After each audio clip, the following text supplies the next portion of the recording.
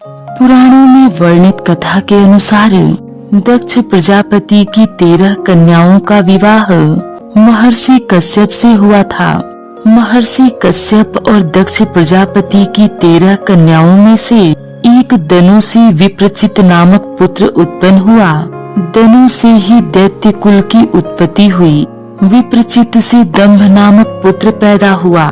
दंभ भगवान विष्णु का अनन्य भक्त था। भगवान विष्णु के आशीर्वाद से दंभ को शंखचूड़ नामक अत्यंत बलशाली पुत्र हुआ।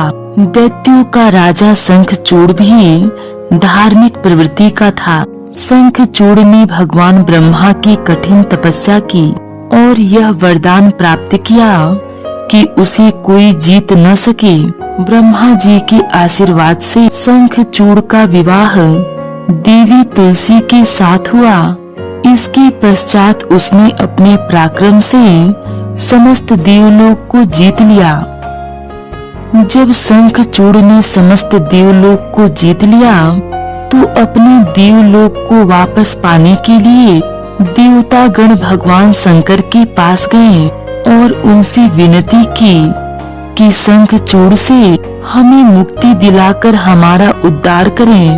तब भगवान शंकर ने कहा कि दैत्यराज शंखचूड़ भले ही देवताओं का शत्रु एवं प्रबल विरोधी हो गया है, परंतु वह अभी भी धार्मिक है और सच्चे हृदय से धर्म का पालन करता है। लेकिन आप लोग मेरे पास आए हैं, इसलिए मैं आपकी सहायता करने का वचन देता हूँ। मैं शंखचूड़ का संहार कर आपको आपका देवलोक वापस दिलाऊंगा। इसके पश्चात भगवान शंकर ने देवताओं को शंखचूड़ से मुक्ति दिलाने के लिए शंखचूड़ के साथ अनेकों वर्षों तक युद्ध किया।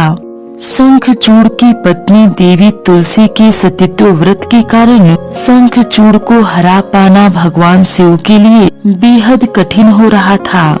तब भगवान विष्णु शंखचूड़ का रूप धारण कर देवी तुलसी के पास गए और देवी तुलसी से कहा कि ब्रह्मा जी के द्वारा संधि कराए जाने के कारण भगवान शिव के साथ युद्ध समाप्त हो गया है।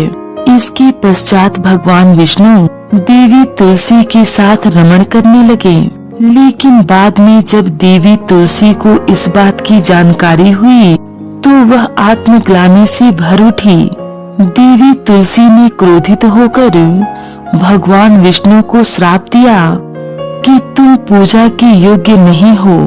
तुम्हारे मन में दया भाव नाम की कोई वस्तु नहीं है। तुमने मेरे सतीत्व को भंग किया है और मेरे पति को मार डाला है। इसलिए मैं तुम्हें श्राप देती हूँ कि तुम आज से अभी से पत्थर की हो जाओगे। देवी तुलसी का श्राप सुनकर भगवान विष्णु अत्यंत दुखी हुए और वे भगवान शिव का स्मरण करने लगे।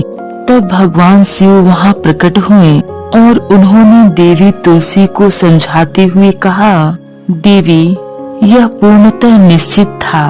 शंखचूड़ को मिले श्राप के कारण उसका जन्म दानव कुल में हुआ और इसी कारण उसकी मृत्यु मेरे हाथों हुई। भगवान शिव ने देवी तुलसी से कहा, मेरे आशीर्वाद के फलस्वरूप तुम्हें दिव्य देह की प्राप्ति होगी और तुम्हारी श्री हरि विष्णु में विशेष प्रीति होगी।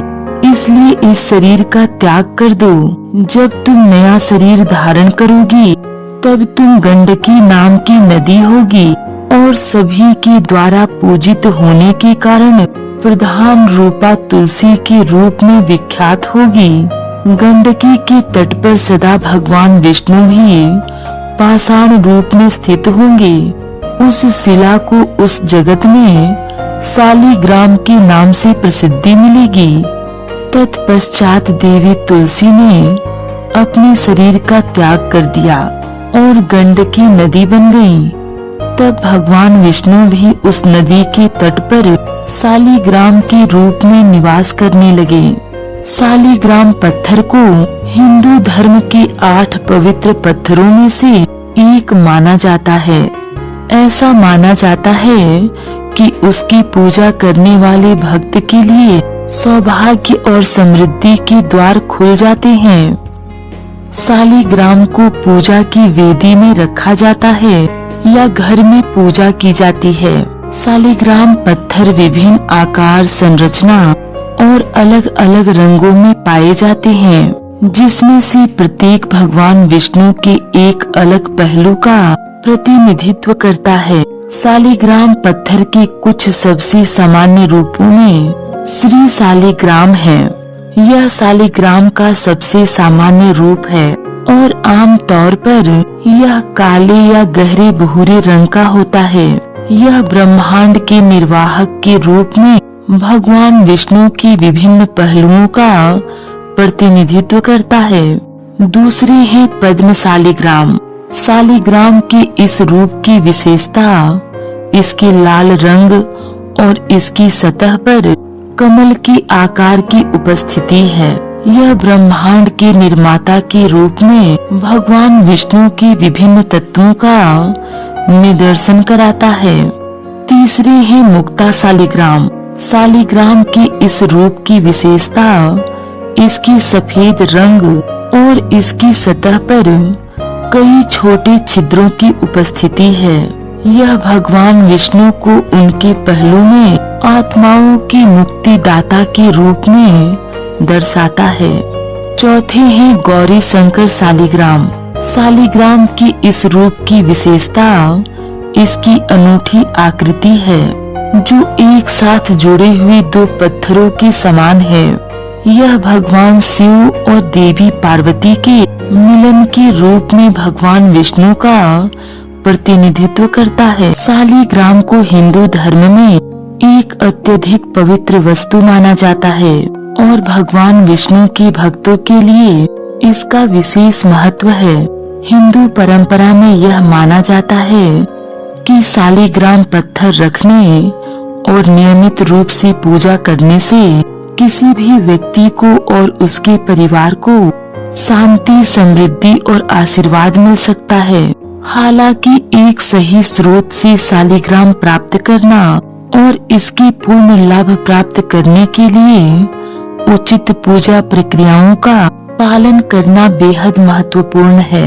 हिंदू धर्मावलंबियों के लिए सालीग्राम की विशिष्टता का अपना महत्व है। सालीग्राम को भगवान विष्णु का भौतिक रूप माना जाता है और भक्तों द्वारा इसकी पूजा की जाती है। सालीग्राम रत्न को अपने जीवन में भगवान विष्णु की कृपा और उनकी उपस्थिति लाने के तरीके के रूप में देखा जाता है।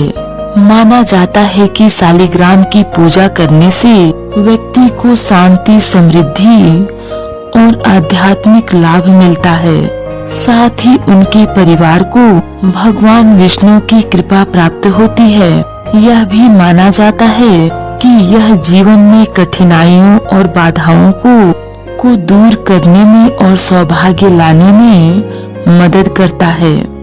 इसके आध्यात्मिक महत्व के अलावा उपचारात्मक गुणों के कारण भी सालीग्राम की अपनी महत्ता है। विभिन्न उपचारों के लिए आयुर्वेदिक दवाओं में सालीग्राम का उपयोग किया जाता है। सालीग्राम हिंदू परंपरा का एक महत्वपूर्ण हिस्सा है और हिंदू धर्म के इतिहास तथा पौराणिक कथाओं से इसकी निकटता है। सालीग्राम की पूजा को हिंदू परंपरा से जोड़ने और इसकी सांस्कृतिक विरासत को बनाए रखने के तरीके के रूप में देखा जाता है। सालीग्राम की पूजा करना हिंदू परंपरा से जुड़ने और आध्यात्मिक लाभ प्राप्त करने का एक तरीका माना जाता है। सालीग्राम पत्थर एक जीवाश्म पत्थर है जो सामान्यतः काला एवं गोलाकार होता है। नदी जल में पाए जाने के कारण और जल के घर्षण की वजह से इसकी ऊपरी सतह चिकनी हो जाती है। काले रंग के अतिरिक्त सालीग्राम लाल, नीले, पीले एवं हरे रंग में भी मिलता है। पीली, नीली एवं काली किस्मों को अधिक पवित्र माना जाता है। सालीग्राम पत्थर के विषय में माना जाता है क्योंकि इसमें दिव्य गुण है और इसे अपने पास रखने से भगवान विष्णु की कृपा प्राप्त होती है।